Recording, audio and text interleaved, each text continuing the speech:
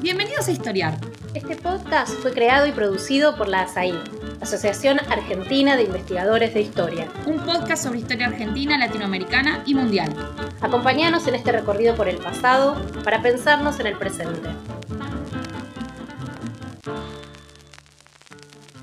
Bienvenidos y bienvenidas a un nuevo episodio de Historiar. Soy Magdalena Candiotti y hoy estoy a cargo de la conducción de este episodio que me tiene muy contenta. Hoy hablaremos de un acuerdo que fue resultado de una guerra y dio inicio a un proceso constitucional, el Acuerdo de San Nicolás de los Arroyos. Este año, precisamente el 31 de mayo, se cumplieron 170 años de su firma y hoy vamos a analizar no solo sus causas, sus consecuencias, sus características, sino también sus legados, en particular, cómo fue la política que se configuró luego de esa firma. Para hablar de este tema, vamos a entrevistar a 3 historiadoras que son investigadoras de CONICET en diferentes instituciones. Beatriz Bragoni es profesora de la Universidad de Cuyo y autora de libros claves entre los que se destaca su biografía de San Martín. Laura Kuki es docente de la UBA y actualmente es becaria en la Fundación Humboldt en Berlín, desde donde hoy nos acompaña. Finalmente, Ana Laura Lanteri es investigadora en la Universidad Nacional de Mar del Plata y autora de una reconstrucción del gobierno de la Confederación Argentina que es súper interesante. Hoy vamos a hablar del acuerdo y la configuración política posterior, como dijimos, y para hacerlo vamos a conversar de un libro digital que coordinan estas 3 autoras y que publicaron el año pasado. El libro se llama Las tramas del poder, instituciones, liderazgos y vida política en la Argentina del siglo XIX, y la buena noticia es que puede descargarse gratuitamente, ya que fue publicado en el marco de una política de acceso abierto al conocimiento, editado por INCIUSA y el Instituto Rabiniani, ambas instituciones de CONICET. Bueno, bienvenidas a las 3. Entonces, empecemos por el principio, que es un buen lugar, y quería preguntarles cómo se llega al Acuerdo de San Nicolás, quiénes participan, qué es lo que acuerdan allí.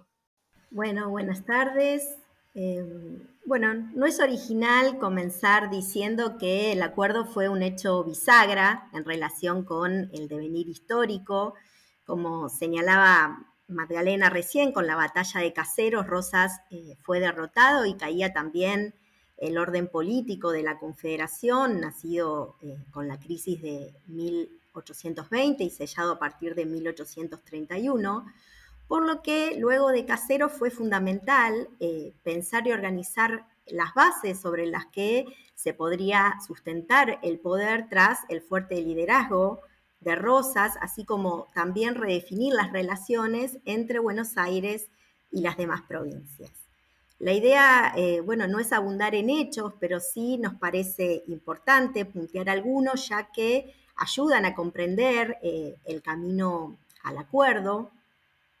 Y entre las acciones que Urquiza ensayó hubo algunas claves vinculadas tanto a Buenos Aires como al conjunto de las provincias. En Buenos Aires, por ejemplo, nombró a un gobernador interino, Vicente López y Planes, que tenía una larga trayectoria pública y contaba también con el beneplácito porteño general. Y si bien López y Planes buscó dar muestras de diferenciación con Rosas, tomando medidas como la restitución de la libertad de imprenta o la reactivación de la Sala de Representantes, el malestar fue creciente y en abril, por ejemplo, en las elecciones de esta sala que había sido reactivada, ganó una lista opositora a Urquiza, y aunque también se ratificó a López en el cargo, en el marco del acuerdo, como veremos después, fueron eclosionando tensiones. Y ello es porque también el devenir porteño se fue entramando con el proceso de organización nacional que Urquiza activó. Una cuestión clave, por ejemplo, había sido a fines de febrero el envío de una misión al mando de Bernardo de Irigoyen para intentar convencer a los gobiernos provinciales de que su intención no era reemplazarlos, conforme su lema, un lema muy famoso de la política de Urquiza, que es justamente su política de fusión partidaria y de reconciliación, así como de la necesidad que había de adherir a la organización futura bajo un sistema representativo federal, y también, y esto era importante, contaba con instrucciones de poder también allanar el orden interior de las distintas provincias, digamos que algunas se hallaban convulsionadas, para facilitar este proceso de organización.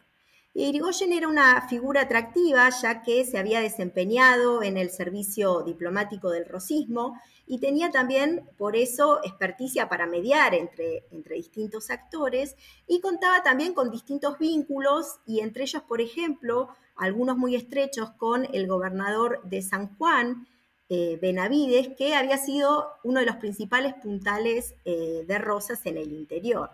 Entonces,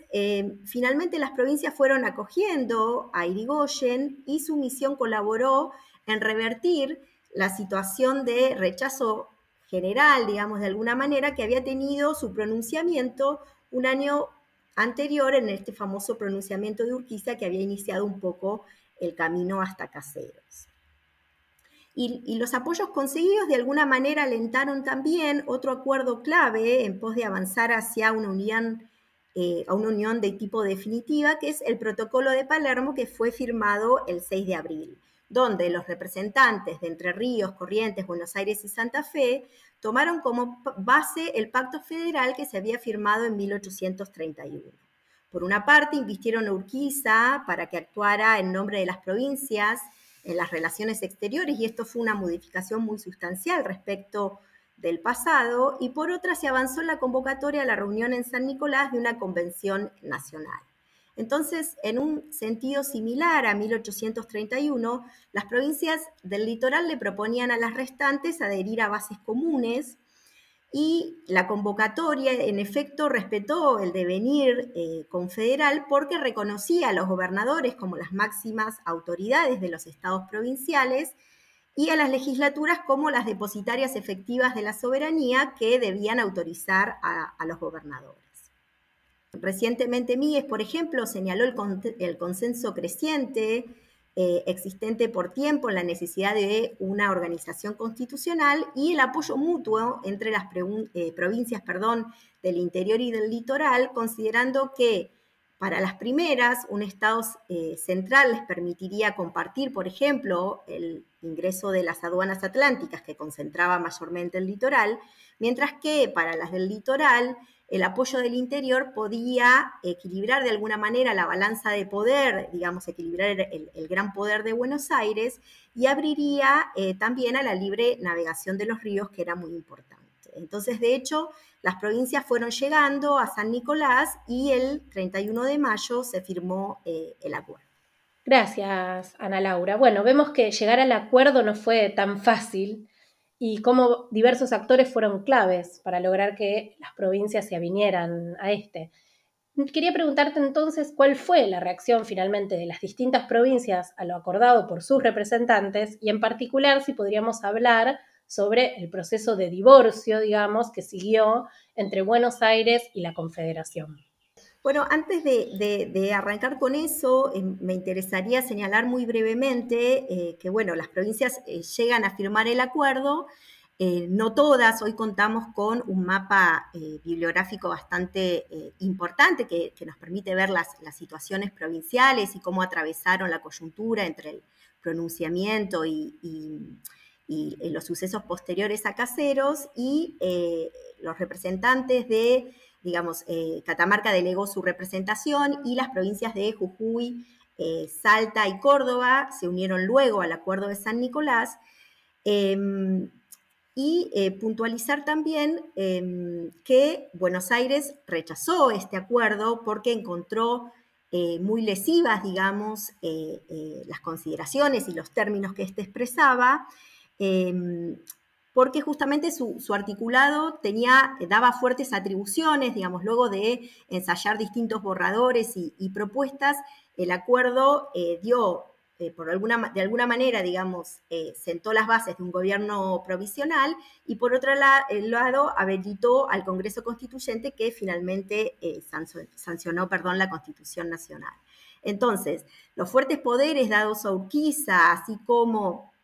algunas medidas concretas que tenían que ver con la libre circulación de mercancías, la representación equitativa, igualitaria, digamos, que tendrían en el Congreso Constituyente, esto es sin considerar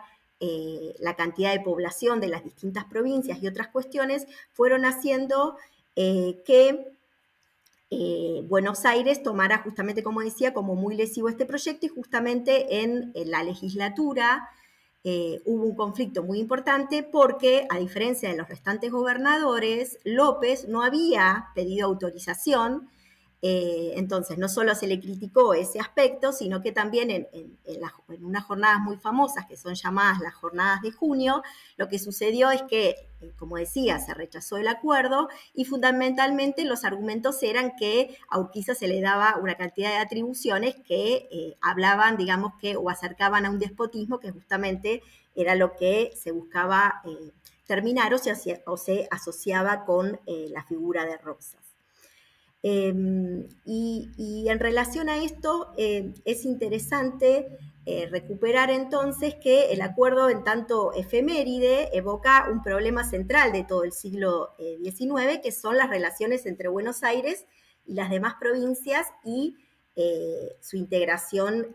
en una nación, ¿no? Entonces, el proceso de divorcio, como preguntabas, Magdalena, fue muy complejo y es mucho más largo de lo que por ahí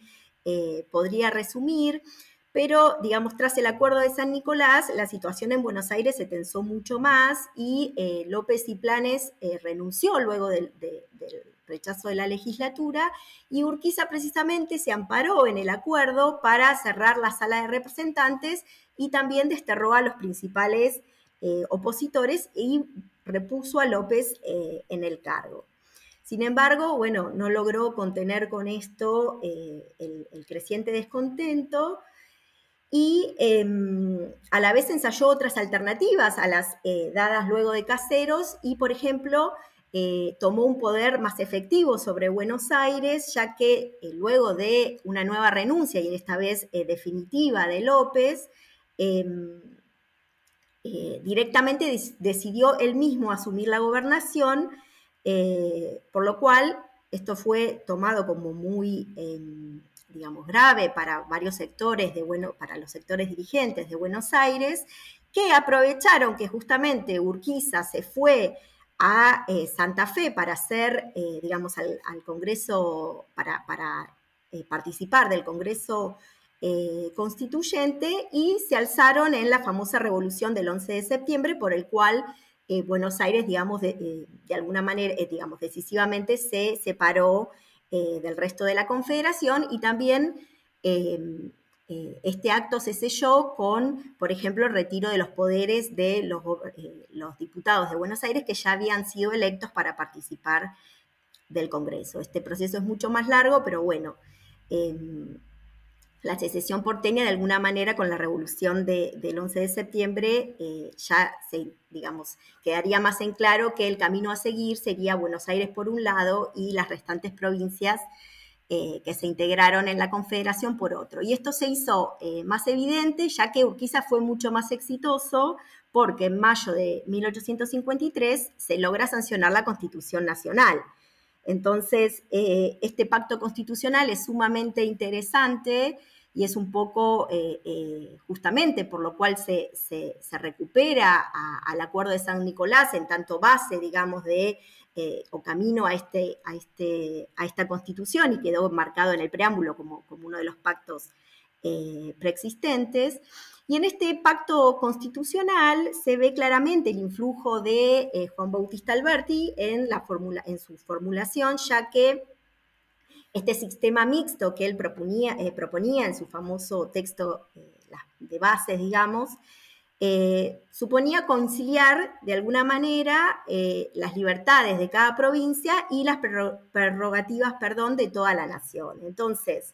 en términos muy generales, el Poder Ejecutivo, digamos, que se diseñó mediante este pacto, tenía fuertes atribuciones, pero no se permitía, por ejemplo, la reelección, y estaba equilibrado a la vez por un Poder Judicial y por dos cámaras que incluían a todas las provincias. Y esta federación entonces se amalgamaría a futuro por la delegación en el Poder Nacional de ciertas facultades por parte de los gobiernos provinciales. Y bueno, también la Constitución incluyó un conjunto de libertades civiles amplias y de propiedad y postuló la igualdad de los habitantes ante la ley. Entonces, este pacto constitucional es muy importante porque un poco lo que vamos a conversar después tiene que ver con cómo la implementación de ese pacto, digamos, era un proyecto que proponía serios desafíos a futuros y que a futuro justamente se fue implementando y, digamos, matrizando en distintas situaciones. Entonces, esta Constitución Nacional puso además en tensión a Buenos Aires y que también tenía que definir de alguna manera su condición, y Buenos Aires decide sancionar su propio texto constitucional. Y bueno, las relaciones entre Buenos Aires y la Confederación son sumamente complejas y difíciles, digamos, de resumir, ya que transitaron por distintos momentos conflictivos y pacíficos y se ensayaron en distintas estrategias diplomáticas, económicas, políticas, militares, tanto por parte de Buenos Aires como la Confederación en esta lucha por obtener la unidad y la supremacía nacional, pero por ahí en relación a los acuerdos y al libro que nos convoca en este podcast, resulta interesante señalar las negociaciones abiertas a finales de la década, cuando tras el triunfo de la Confederación en la batalla de Cepeda en octubre de 1859, se firma un pacto muy famoso, que es el pacto, se conoce como el Pacto San José de Flores, que pautó la incorporación de alguna manera de Buenos Aires al conjunto de las provincias. Y entre otras cuestiones, postulaba, por ejemplo, la necesaria nacionalización de su aduana, y a la vez se le da la posibilidad a Buenos Aires de proponer las reformas a la Constitución de 1853. Y entonces el capítulo de Mariano Aramburu, que es el primer capítulo del libro que coordinamos, de alguna manera justamente representa los efectos de ese rechazo de Buenos Aires del Acuerdo de San Nicolás. En tanto propone, digamos, o su argumento central es ver cómo el peso de la experiencia vivida desde 1852, esto es desde la secesión, esa experiencia autonómica de Buenos Aires, resulta sumamente importante a los fines de explicar la postura que tuvo justamente Buenos Aires en este momento de reforma de la Constitución nacional, así como también el accionar que trazó en las siguientes décadas, porque de hecho tras digamos, la victoria sobre, finalmente esto se revirtió, digamos, lo que venía señalando, y tras la victoria definitiva de Buenos Aires sobre la Confederación en la batalla de Pavón en diciembre de 1861, justamente Aramburu argumenta que la provincia continuaría disputando los alcances y los límites de la autoridad nacional en su jurisdicción, y también de la provincia en el proyecto nacional, utilizando esos conceptos y experiencias que habían vivido los actores en los años de autonomía, de este Estado autónomo. Ana, Laura, venías hablando de cómo se dio esa reincorporación, cómo Urquiza había tenido un logro o un éxito con lo bien que le fue con la Constitución, ¿no? Y cómo terminó cuadrando a una parte a las provincias. Y te quería preguntar eso un poco, ¿cómo podemos pensar ese rol de Urquiza? Los logros que tuvo, pero también ciertos costos. Si pensamos que terminó asesinado en 1870, ¿cómo harías este balance de la obra y del lugar de Urquiza? Bien, bueno, pensar un poco el liderazgo de Urquiza y esta propuesta que vos me hacés invita a pensar en que los alcances y los límites fueron muy diferenciales entre el desarrollo o lo que había acontecido en la década de 1850 y luego en el camino que condujo, como decías, a su asesinato en 1870. Y para esto se podría ensayar de alguna manera un breve raconto de la construcción del liderazgo de Urquiza y de su impronta a nivel provincial y nacional, considerando que, bueno, en sus gobernaciones desde la década de 1840 había logrado, como mostró Roberto Schmidt, afianzarse mucho en el territorio provincial y también regional, lo que facilitó de alguna manera su empresa contra Rosas. Además de su importante fortuna, justamente había logrado consolidar un liderazgo en un amplio conjunto de atribuciones y de roles políticos, militares y sociales, como comandante militar y como gobernador había articulado entonces una fuerte autoridad en Entre Ríos, y también su actuación en las guerras civiles junto a Rosas le habían aportado prestigio, digamos, por fuera del territorio entrerrianos, obviamente antes de romper con él. Y bueno, una vez que Urquiza rompe con Rosas, justamente puede capitalizar la estructura material y simbólica que había construido en Entre Ríos, ahora en beneficio de su proyecto nacional. Y, por ejemplo, es por eso que la ciudad de Paraná fue capitalizada y que se extendió la federalización al territorio provincial, buscando con esto, obviamente, Urquiza hacerse de los recursos y de las relaciones que tenía allí. Entonces, luego de asumir su presidencia, cuando se constituyen los poderes públicos, luego de la sanción de la Constitución Nacional, en 1860, al delegar el mando en quien fue su sucesor, Santiago Derqui, Urquiza reasume el poder en el gobierno de Entre Ríos, que por entonces dicta su propia constitución y retoma su condición de provincia. Entonces, como vimos, o como se conoce, Urquiza como gobernador sigue influyendo muy activamente en los designios de la Confederación hasta Pavón. Entonces, Pavón constituye un punto de quiebre, una divisoria, en tanto en relación a su liderazgo, porque desde entonces su preeminencia fue decayendo y ello ayuda a explicar el asesinato. En efecto, distinta bibliografía coincide en destacar un cambio en su postura, no solo, digamos, en Entre Ríos, sino a nivel nacional, que fue mermando sus bases, digamos, sus antiguas bases de poder. Por un lado, su obediencia al nuevo orden que ahora hegemonizaba Buenos Aires desde 1862, al nuevo orden nacional,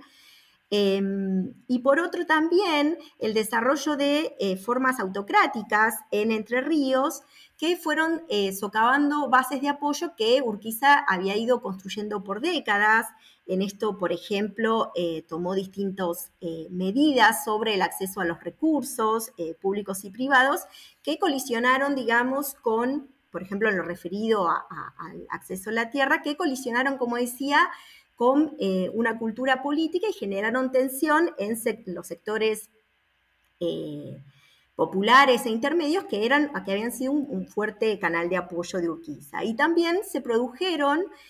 distintas pujas entre notables porque Urquiza fue restrictivo, digamos, en el acceso a cargos de algunos actores provinciales.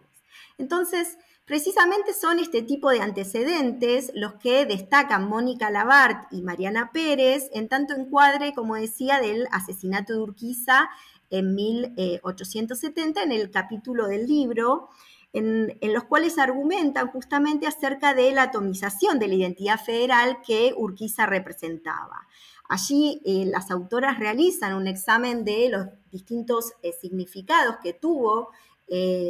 tanto en Buenos Aires como en Entre Ríos, en los días posteriores, y también en los distintos rituales fúnebres que se efectuaron en 1871, y sostienen que la apatía, la frialdad con que se trató el asesinato de Urquiza simbolizó, digamos, este ocaso político. Urquiza no pudo entonces reorientar sus viejas alianzas o construir otras nuevas que pudieran recomponer su preeminencia política, y de alguna manera que justamente entre sus propias filas se preparara su propio crimen, condujo a la crisis definitiva del Partido Federal, Entonces, hacia 1870 surgían otras configuraciones partidarias en las que ya no tendría una cabida, un lugar central. Muchas gracias, Ana Laura, súper claro, la verdad. Me pregunto, escuchándote, ¿no? ¿Qué rol tuvo el carisma o quizás la falta de carisma de Urquiza en este triste y solitario final que tuvo? No sé si Beatriz, ¿nos puedes decir algo al respecto? Bueno, el carisma, bueno, sabemos que las cuestiones carismáticas tienen que ver con la edificación de los liderazgos, ¿no? Y que dependen de aptitudes personales y de las decisiones que se toman en su momento, ¿no? Digamos, una respuesta eh, mm, sencilla sería: el mundo en el que se construyó el liderazgo de Urquiza no sería el mismo después de 1860. Pero también habría que decir que justamente las, el sistema de alianzas en el que Urquiza había montado su liderazgo tampoco era demasiado estable en ese momento, ¿no? Y allí habría que revisar o tener en cuenta la escasa, diríamos, proyección que tuvo la Confederación Argentina por él liderada, en tanto no tenía vías sustentables de financiación, y que de allí justamente provino su decisión, ¿no es cierto?, de avanzar nuevamente sobre Buenos Aires en el 59 y arrancarle lo que verdaderamente iba a servir a financiar un Estado nacional, ¿no? Y la otra cuestión tiene que ver también con estilos de liderazgo, recordando a Tulio Alperín, que van a tender a agonizar en los años 60, no solamente por los conflictos políticos y militares que se dieron en los años 60 en toda la geografía argentina, incluyendo la Guerra del Paraguay, sino también en que las dirigencias argentinas, y después de esto seguramente Laura puede hablar, las dirigencias argentinas empiezan, digamos, no tienen grandes diferencias ideológicas entre sí. Hay un consenso liberal que va a ir cubriendo las expectativas de las dirigencias provinciales, y en ese, diríamos, en esa transformación de las élites del interior, el liderazgo de Urquiza ya no tiene lugar, ¿no? Es así que lo que recién rescató Laura, que es Ana Laura, que es muy importante, del capítulo que compilamos conjuntamente, que escriben Mariana Pérez y Mónica Lavar sobre el asesinato y los funerales de Urquiza, ponen en evidencia, diríamos, o nos ofrecen nuevas evidencias sobre un estilo político que ha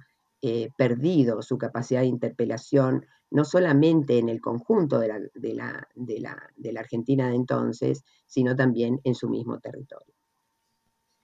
Buenísimo. Bueno, muchísimas gracias. Y de Entre Ríos pensaba si podíamos pensar en la relación entre otras dirigencias provinciales y esa organización nacional. Laura, ¿querías decir algo al respecto? ¿Podrías?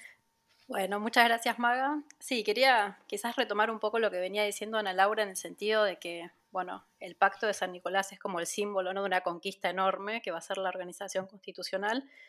pero al mismo tiempo también es como una promesa a futuro, ¿no? Es un proyecto futuro que tiene que llevarse a la práctica, y al mismo tiempo es un problema que tiene que ver con lo que veníamos hablando de, bueno, cuál va a ser la relación entre todas estas provincias, y en especial cuál va a ser el lugar de Buenos Aires. Entonces, lo que muestran las investigaciones sobre las provincias en algún punto es que las dirigencias, bueno, provinciales en cada caso, en cada una de las provincias, van a estar atravesadas no solo por conflictos por el poder que sean en todos los casos, sino precisamente por estas dos cuestiones que son las cuestiones importantes de la hora, ¿no? Que es cómo terminar de dar forma a sus sistemas institucionales provinciales y elegir un sistema político nacional, y cuál va a ser en ese sistema político nacional la relación entre nación y provincias, y especialmente la relación con la provincia de Buenos Aires, que es tan problemática.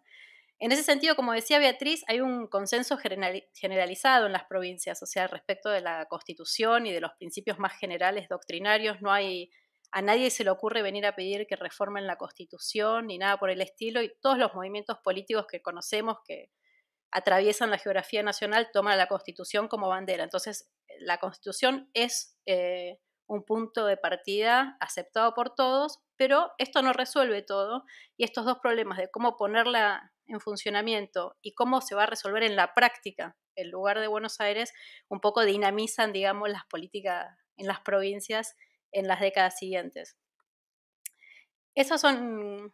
cuestiones que parecen abstractas, pero que no son tan abstractas. No significa simplemente que aceptar una constitución, bueno, ya estamos todos de acuerdo, sino que hay que establecer leyes que regulen en la práctica cómo funciona la división de poderes, el régimen federal, cuándo puede el gobierno nacional intervenir las provincias, cuál va a ser el régimen electoral y otras cuestiones que no figuran en la Carta. Bueno, y todas esas cuestiones obviamente no solo generan disensos, sino que habilitan diferentes prácticas formales, informales y formas de intervención que van a dinamizar la política también en las provincias. Y también dan un margen, digamos, un espectro de acción a este gobierno nacional en las provincias que va a ser fuente de disputas, sobre todo con las que son más celosas de su autonomía, como es la provincia de Buenos Aires, obviamente que tiene otros recursos, otro poder que el resto de las provincias. Esto se conecta con el otro gran problema, que es terminar de articular cuál es el lugar de Buenos Aires, ¿no?, en este nuevo sistema político nacional. Sí, sí, todo un desafío. Y esas provincias, o sea, también tenían como una activa vida interna, ¿no? Y me preguntaba cómo funcionaba la política en esas provincias y cuáles eran las principales cualidades de esos políticos. Bueno, sí, hay a veces algunas, ¿no? A veces imaginamos que las políticas en las provincias son más bien estáticas, digamos, ¿no?, que están dominadas por oligarquías provinciales o por gobiernos de familia donde no pasa mucho y que contrastan en ese sentido con otros espacios como la ciudad de Buenos Aires, que efectivamente contrastan, pero bueno, esa mirada es un poco engañosa, digamos, respecto de cómo funciona efectivamente la política en las provincias por varias razones. Por una parte, porque no hay gobiernos todopoderosos, gobernadores todopoderosos que manejen las provincias como feudos, lo que han mostrado las investigaciones sobre las provincias en las últimas décadas y que también aparecen en las obras que componen este libro, en el trabajo de Ana Laura sobre San Juan, de Beatriz sobre Mendoza, de Luciano Nicola Pelo sobre Córdoba y María José Navaja sobre Tucumán, es que todos estos liderazgos están limitados, por llamarlo de alguna manera, por varias razones o por varios instrumentos, digamos, que están en juego. Por una parte, porque siempre están negociando y renegociando su poder hacia abajo, digamos, hacia lo que serían las bases de poder, quienes sustentan, digamos, estos liderazgos a nivel provincial y al mismo tiempo, obviamente, lidiando con la política nacional. Por otra parte, también porque las instituciones, o sea, las provincias también están poniendo en juego, reformando sus sistemas institucionales que establecen límites muy claros a lo que puede ser un crecimiento desmedido, digamos, de los gobernadores, que en ninguna medida van a hacer en esta etapa nada parecido a lo que conocemos de la etapa anterior, como un Rosas, un Urquiza, ¿no?, un Alejandro Heredia, que tienen otros perfiles y que efectivamente parte de esa transformación que vemos en la figura de los gobernadores, como muestra Beatriz en su capítulo, tiene que ver con una transformación más global en qué es ser un político de provincia, digamos, en esta etapa, que es lo otro que me preguntabas. Y quizás las habilidades anteriores, ¿no?, tener un buen manejo militar, por ejemplo, no es un recurso muy útil en esta nueva etapa que se ha abierto. Y lo que muestran las investigaciones sobre las provincias es que, en general, no se trata, bueno, de hombres con pasado militar, ni mucho menos de los más ricos de las provincias que la manejan, digamos, en función de sus recursos económicos, que un elemento muy importante, obviamente, con las variaciones que va a traer que las provincias son distintas, digamos, y que tienen, ¿no?, sus particularidades, pero en general lo que muestra esta etapa es que lo que te brinda las herramientas para ser un político, digamos, que se pueden manejar en esta nueva etapa, tiene que ver con la formación intelectual, con la sociabilidad cultural adquirida en la universidad o en otros espacios que tienen que ver quizás con la actividad económica, pero donde se ensayan, digamos,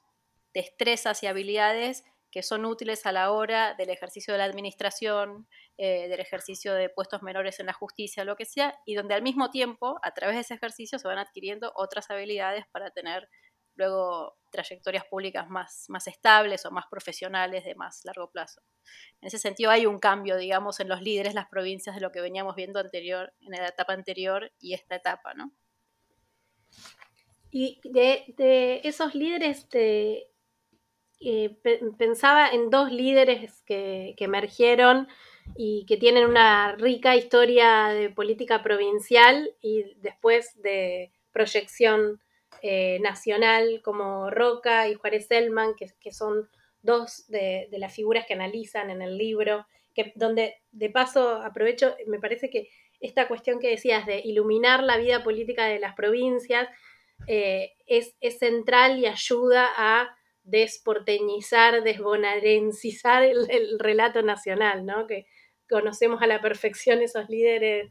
bonaerenses y no lo de las provincias, y es algo que desanda bien el libro. Entonces me preguntaba, ¿qué rol desempeñaron, por ejemplo, Roca, Juárez Celman, sus trayectorias provinciales, y qué rol tuvieron en su proyección después nacional? Sí, las trayectorias de Roca y de Juárez Celman son interesantes, bueno, en un punto porque permiten hacer la trayectoria de las provincias a la nación o pensar cuáles son las conexiones, ¿no? En el sentido inverso de cómo habitualmente se analizaba este proceso, y que Beatriz junto con Eduardo Míguez en aquel libro Un nuevo orden político nacional no hablaban, bueno, volver a mirar este proceso de la periferia, digamos, al centro. Estas figuras, por una parte, permiten hacer ese ejercicio de ver cómo se construye localmente el poder y luego se proyecta a nivel nacional, y al mismo tiempo permiten pensar como el periodo siguiente, digamos, a lo que decían recién Beatriz y Laura, después de la crisis final del federalismo, cómo se recomponen, digamos, los núcleos de poder en las provincias, qué va a surgir de ahí luego de esa crisis final, ¿no? Y me parece que ahí hay como varios caminos que los capítulos del libro en particular, pero también, bueno, la historiografía sobre las provincias en general está como mostrando que es, bueno, diferentes capas, digamos, que se van construyendo de lo local a lo nacional, por llamarlo de alguna manera. Por una parte, viendo la labor que ejercen estos hombres y muchos otros líderes en escalas más bajas también, ¿no? Que tienen que ver con la mediación, con la intermediación, con el mercado de influencias, como lo llamó Beatriz en algún otro trabajo, donde van tejiendo redes de relaciones en función de intercambios de información o de recursos o de acceso a contratos del Estado o lo que fuera, y sobre la base de estas redes de relaciones que se van construyendo, a veces localmente, a veces regionalmente, a veces provincialmente, depende cada uno de los líderes, se van montando estas nuevas formas de sociabilidad política, podríamos llamar, que están en la base no solo de la emergencia de las fuerzas políticas que van a venir después, ¿no? Cuando el federalismo se haya transformado en algo nuevo, cuando, como decía Beatriz, entra en esta corriente, digamos, de cómo relacionarse con las posturas liberales que estaban en las provincias, que siguen en pie o que han sido triunfantes en frente a esa derrota del federalismo. Y no solo eso, no solo sirve para nuclear o para armar nuevas coaliciones de poder, sino que en estas relaciones muchas veces, sobre estas relaciones se montan las relaciones de mando y obediencia, llamamos las cadenas de autoridad, que llevan este proceso de construcción de las provincias también al gobierno nacional o al Estado nacional.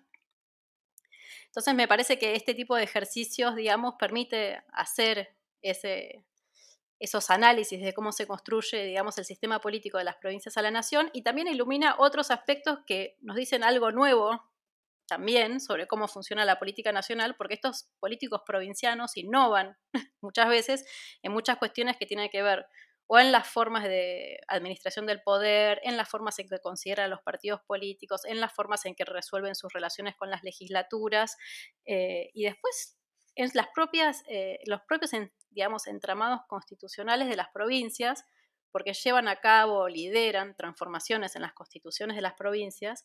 que en muchos casos adelantan cambios que después vamos a ver a nivel nacional, como la creación de registro civil, la desmilitarización de las fuerzas de policía, o incluso la incorporación de la representación de las minorías. Son todas cuestiones que se ensayan en las provincias y después se proyectan a nivel nacional. Entonces, partir o poner el foco aquí me parece que también permite iluminar esa otra dinámica. Este ciclo de reformas que están iluminando ahora los nuevos estudios sobre las provincias nos dan también una visión un poco más robusta y más nutrida sobre qué es el reformismo del fin de siglo, que no tiene que ver simplemente con las discusiones que se dan a nivel de las transformaciones en la legislación nacional o solo en la capital de la nación, sino que también tienen un impulso en las provincias que al mismo tiempo exportan unas a otras ideas, instituciones, reformas, que se están mirando a ver qué están haciendo y cómo cada una está resolviendo en la práctica, digamos, los desafíos que ha impuesto la Constitución. Buenísimo. Sí, y Ana Laura, ¿qué querías agregar? No, solamente algo muy breve, señalar que también esto en los 50 había sido de alguna manera así, porque justamente las provincias ensayaron sus constituciones, y esto era un mandato de la Constitución Nacional, que la reforma del 60 justamente una de las cuestiones que estableció es que el Congreso ya no tendría potestad de revisar estos textos, como sí los había hecho en los 50, y también se ven circulaciones, digamos, o sea que este proceso también viene desde antes, en las cartas entre los actores, consultas y los articulados, si bien cada uno tuvo su especificidad, también muestran justamente cómo los actores intercambiaron información y fueron, digamos, aquellas constituciones que se revisan más tardíamente en el Congreso justamente tienen menos revisiones porque toman en cuenta la experiencia de las anteriores, ¿no? Buenísimo, una activa vida provincial claramente, de la cual tenemos que conocer todavía mucho. Y ahora, antes de pasar a hablar con Beatriz Bragoni, que tenemos una serie de preguntas para hacerles, hacemos una pequeña pausa y volvemos. Este es el podcast de ASAIG, la Asociación Argentina de Investigadores en Historia. Te invitamos a asociarte y a seguirnos en las redes, en Twitter, en Facebook e Instagram. Toda la información sobre la asociación la puedes encontrar en nuestra página asaig.org.ar. Te esperamos todos los sábados con un nuevo episodio de Historiar, sobre los grandes temas de nuestro pasado, abordados por especialistas e historiadores profesionales de manera cordial pero rigurosa. Seguimos con nuestro episodio de hoy. Bueno, ahora sí, volvemos con Beatriz. Y Beatriz, vos haces un balance en el libro y en general en tu vasta obra has analizado mucho este periodo que estamos viendo. Y bueno, como vimos antes y después del acuerdo hubo paradójicamente desacuerdos y también los hubo después de 1870. Quería preguntarte un poco qué acuerdos y qué disensos marcaron esa etapa. Gracias, Maga. Bueno, el Acuerdo de San Nicolás evidentemente es una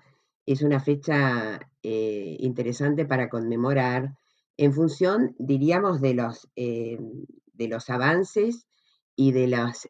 suspensos de los acuerdos políticos que se dan en ese gran proceso de organización política nacional, en donde la Argentina termina, diríamos, de definir las características fundamentales de su régimen representativo republicano, de lo que vendría siendo los antecedentes de la democracia republicana que vivimos, ¿no? Entonces, en esos 50 años que oportunamente nuestros historiadores, de los cuales aprendimos muchísimo, señalaron dos etapas muy diferenciadas. En los 30 años de discordia, ¿no es cierto?, que Alperín dejó sellado en un ensayo que inspiró más de una tesis de doctorado y que justamente llevado en el plano de lo ideológico, en ese ensayo, lo que la nueva historiografía ha hecho es suministrar mucha evidencia empírica de ese proceso, diríamos, de reorganización política que incorpora las periferias con los centros y al mismo tiempo que define la organización política en las provincias y en la nación. Aquí no hay que olvidar algo que señaló oportunamente Hilda Sábato en su vasta trayectoria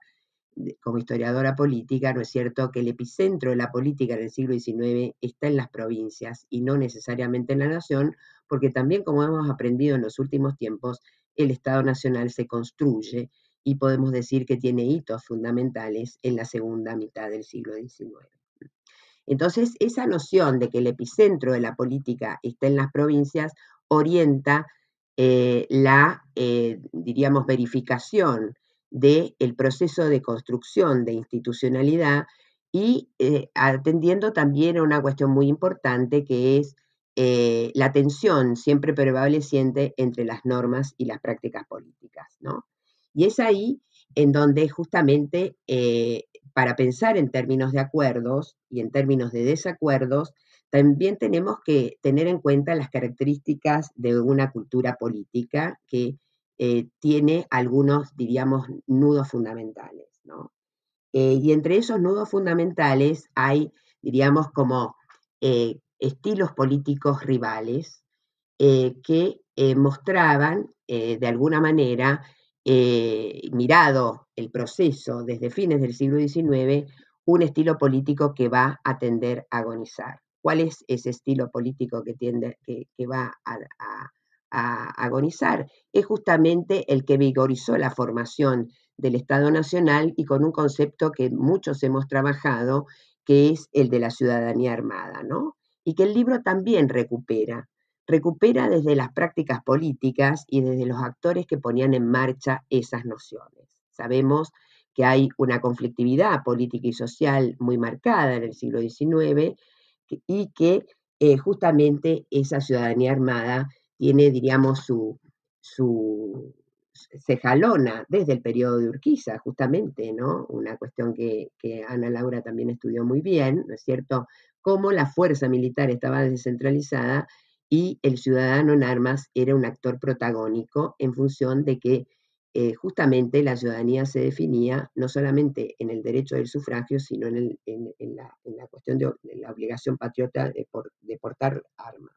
Y ese estilo político podemos decir que está feneciendo ya hacia 1880, cuando justamente Carlos Tejedor, el gobernador de la provincia hegemónica, podemos decir, porque todo este proceso de organización nacional tiene que ver con la desigualdad enorme que hay entre las provincias. Hay provincias que tienen equipamientos administrativos y políticos muy robustos y hay provincias que tienen equipamientos administrativos, judiciales y, diríamos, capital humano diferente, ¿no? Y es en la tramitación de esa desigualdad se sintetiza en la edificación de un sistema federal, aún aceptando estas desigualdades, ¿no es cierto? Y ese estilo político que fenece es justamente el que expresa Carlos Tejedor, ¿no? Él escribió un libro en 1880, después de ser derrotado por las fuerzas de la nación, ¿no es cierto?, en donde bosquejó un concepto de federalismo defensivo, ¿no? Y frente a un concepto distinto de federalismo, que es el federalismo centralizador, ¿no? Esto definido por varios autores, entre ellos Natalio Botana, pero que van a marcar un antes y un después en la relación, ¿no es cierto?, de las provincias con la nación y sobre todo en el robustecimiento del poder ejecutivo nacional como resultado y no como punto de partida. Y este proceso, diríamos, de fortalecimiento y descentralización es visible no solamente en la nación, sino también en las provincias. Y ahí agregaría un dato más. Esos estilos políticos también tienen que ver con algo que se va a hacer cada vez más evidente, que es la progresiva, lo que recién señalaba Laura, ¿no es cierto?, la progresiva profesionalización de las carreras políticas y al mismo tiempo la progresiva oligarquización en los poderes provinciales. Y una de las cosas que la nueva historiografía nos ha enseñado es que ese proceso de oligarquización es el resultado y no el punto de partida de la construcción de los sistemas políticos provinciales. Entonces, ahí uno entiende mejor, muchas veces, cómo en la prensa, cómo en los discursos políticos y en las retóricas partidarias, el concepto de oligarquía afincado en ese momento al tema político, no como después el concepto de oligarquía en el siglo XX va a referir a una cuestión más social, ¿no es cierto?, cómo ese concepto de oligarquía nutre el discurso, sobre todo de la oposición. Y ahí me parece que hay una cuestión muy importante en esto que vos decías de acuerdos y disensos.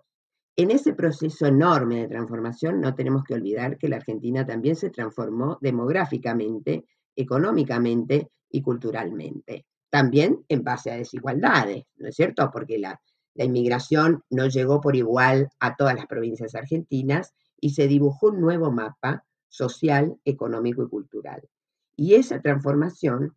es muy importante para entender cómo hay instituciones que mantienen su nombre pero cambian su función, ¿no? Como por ejemplo en el libro hay un artículo sobre las guardias nacionales después de 1880 en manos de Leonardo Canciani, ¿no es cierto?, que demuestra que siguieron las guardias pero ya no con las mismas funciones que tenían antes. ¿Por qué? Porque el poder pasó a la Fuerza Militar Nacional. Y esto también explica cómo se tramita y cómo las dirigencias argentinas también tuvieron que aprender a funcionar y a tramitar la relación entre gobierno y oposición, ¿no? Y es ahí donde los artículos que justamente recogen tanto las experiencias juaristas, que eran los exclusivistas, ¿no es cierto?, y que ese exclusivismo no solamente, digamos, vetaba el acceso a los cargos electivos a otras agrupaciones, sino a la misma coalición gobernante, ¿no?, el mismo roquismo, pone entonces sobre el tapete estas cuestiones de que ese régimen político debía tramitar la oposición, la relación entre oposición y gobierno. Y es allí donde justamente este proceso sumamente rico instala, diríamos, algunas coincidencias y dónde están las bases del acuerdo. El liberalismo, diríamos, impregna la mayoría de las agendas de las dirigencias provinciales, a excepción de los grupos, ¿no es cierto?, anarco-sindicalistas que empiezan a surgir a fines del siglo XIX. Pero el liberalismo sigue siendo el telón de fondo. Por lo tanto, el liberalismo en ese momento no está en jaque en ninguna de estas dirigencias, ni en las oficialistas ni en la oposición, ¿no es cierto? Y entonces ahí hay tres cuestiones que a nosotros nos parece importante destacar de esos estilos políticos que tienen que ver con tu pregunta sobre el papel del acuerdo y el desacuerdo. En realidad, en ese momento argentino, del cruce, y sobre todo el cruce del siglo, ¿no?, fines del siglo XIX, principios del siglo XX, hay, diríamos, consensos muy importantes en torno al funcionamiento del régimen representativo republicano, ¿no? No estamos en ninguna agenda política que pone en duda, digamos, las bases de ese sistema, ¿no? Las características de ese sistema son las que van a empezar a ser puestas en agenda al momento del centenario y en algunos casos antes, en función de que la sociedad se ha transformado y que el régimen político es vetusto y sus canales de representación y legitimación es vetusto en relación a la nueva sociedad. Y es ahí donde hay tres notas, podríamos decir, de una cultura política que dinamizaba esta relación entre acuerdo y desacuerdo. Por una parte, el exclusivismo político. ¿Por qué? Por la sencilla razón que por ese momento, es decir, hasta la reforma electoral de 1912, las elecciones, primero, el voto masculino no era obligatorio, sino que era optativo, podía ser público, ¿no es cierto? Y tercero, que no es un tema menor, no estaba a nivel nacional, ¿no es cierto?, la representación proporcional aceptada como legítima, sino que el que ganaba las elecciones se llevaba a todos los cargos, ¿no? Cosa distinta que lo que pasaba, y como ha ofrecido Leonardo Hirsch, ¿no es cierto?, en una tesis muy reciente, que ya publicó el libro, me parece, ¿no? Sí, lo publicó. Que justamente la representación proporcional es la que empieza ayuda a el sistema, habilita la representación de primera minoría y segundas minorías, ¿no es cierto? Entonces, el exclusivismo es un tema muy importante y que justamente va a estar en la agenda en estos casos. Otro tema importante y que no ayudó a que los acuerdos formaran parte de la vida política es la intransigencia, ¿no? Y ahí tenemos que hay agrupaciones partidarias en ese momento, la retórica partidaria y sobre todo la crisis, la tramitación de la crisis después de 1890, en donde los líderes de la Unión Cívica Radical plantean la intransigencia, frente a la negociación, diríamos, y formar parte del gobierno, termina por establecer una noción, diríamos, de negociación como una cuestión negativa a la vida política. Y ahí hay un tema realmente de enorme fecundidad para entender nuestras culturas políticas, que cuando aparece una instancia de negociación, para muchos es sinónimo de traición, ¿no? Y el tercer punto, que es común a todos y que cruza absolutamente nuestra cultura histórica y nuestra cultura política, es el personalismo, ¿no? Algo que no solamente, diríamos, vigorizaba la política del Partido Autonomista Nacional, de los radicales, de los progresistas, sino que también va a afectar a los nacientes partidos de izquierda, en donde el personalismo va, diríamos, a enancar y va muchas veces a ser un límite. Por una parte, un motivo de coagulación, esto que vos decías al principio, el carisma, un motivo de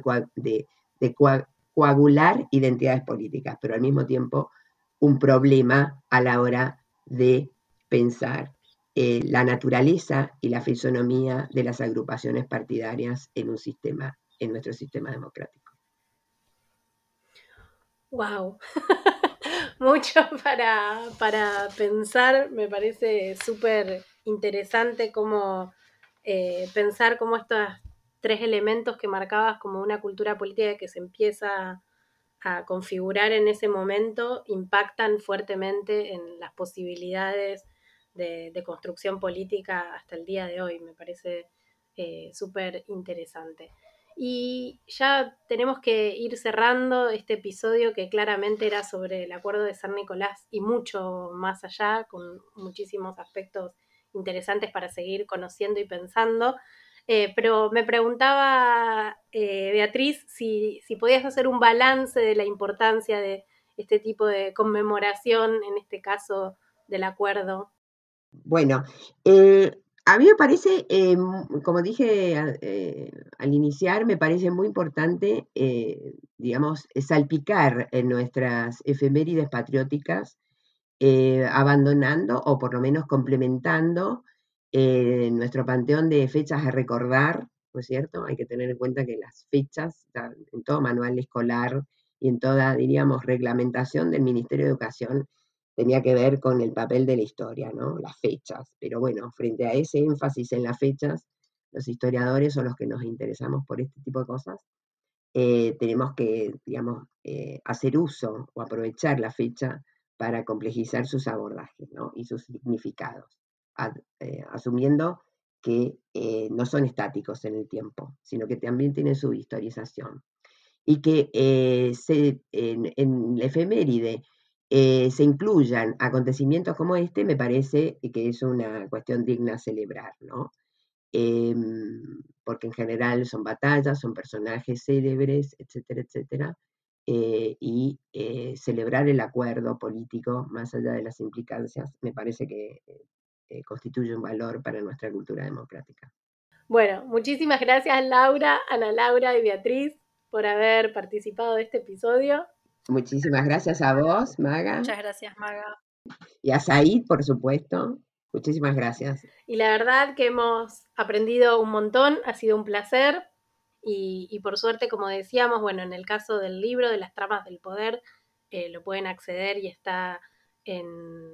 tiene acceso abierto. Y también para complementar o en diálogo con lo que estuvimos hablando, los invitamos a escuchar el episodio que en diciembre grabamos sobre precisamente el libro de Miguel, sobre los 13 ranchos, que fue nombrado aquí, y también en febrero sobre la batalla de Caseros, que es el preludio de las cuestiones que estuvimos discutiendo hoy. También les sugerimos que estén atentos a las actividades del Museo Casa del Acuerdo de San Nicolás, que con la coordinación de Ana Laura Lanteri viene organizando una serie de actividades a las que pueden acceder remotamente. Es uno de los museos nacionales. Y finalmente, y no menos importante, los y las invitamos a inscribirse en el nuevo curso de actualización que organiza la Asociación Argentina de Investigadores en Historia, ASAI, y que en esta oportunidad se denomina Una aproximación a la historia reciente en Argentina. Se trata de un curso virtual para todo público interesado, que consiste en 4 encuentros en los que en esta oportunidad 6 historiadores que son socios de ACI abordarán distintos aspectos de la historia reciente. Ellos son Marcela Ferrari, Claudio Bellini, Hugo Bezzetti, cada uno de ellos dará una clase, y luego en un conversatorio Marina Franco, Daniel Bovich y Fernando Devoto conversarán en otra. Creo que es una oportunidad imperdible y toda la información la pueden obtener en las redes de la asociación. Nos despedimos y será hasta la semana próxima en que nos encontraremos en un nuevo episodio de Historiar, el podcast de ASAI.